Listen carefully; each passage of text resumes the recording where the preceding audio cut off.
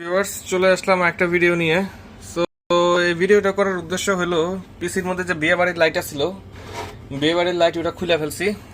Fan খালি দুইটা রাখছি সামনে, আর নিচে খালি একটা রাখছি। আর পিছন দিয়ে একটা হাই আরপিএম একটা ফ্যান লাগাই দিব, দ্যাটস ইট। আর কিচ্ছু লাগাবো না এখানে। আর যদি মনে হয় যে না হাই আরপিএম লাগাবো না, এখানে একটা 3200 আরপিএম এর একটা ছোট ফ্যান লাগাই দিলাম। যাই হোক, একটা ফ্যান আর কি দিব এখানে লাগায়।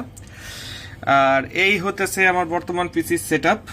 এই যে 1000E এই পাওয়ার সাপ্লাইটা কিনা, এই কুলারটা কিনা, ঠিক আছে। কুলারের টেম্পারেচারটা আমি আপনাদের দেখাই। কুলারের টেম্পারেচারটা কতটুকু শো করতেছে, একটু অপেক্ষা করুন। আর এই যে দেখুন, এটা কর্সার কার্বাইড স্প্রে 3 এর ভিতরে ফুল জিনিসটা সেট হইছে। ওকে ভাইয়ারা, ফুল জিনিসটা সেট হইছে, এখানে কোনো কিছু ভিজিবল নাই, একদম সবকিছু হিডেন এবং ফুল জিনিসটা শোড হয়েছে।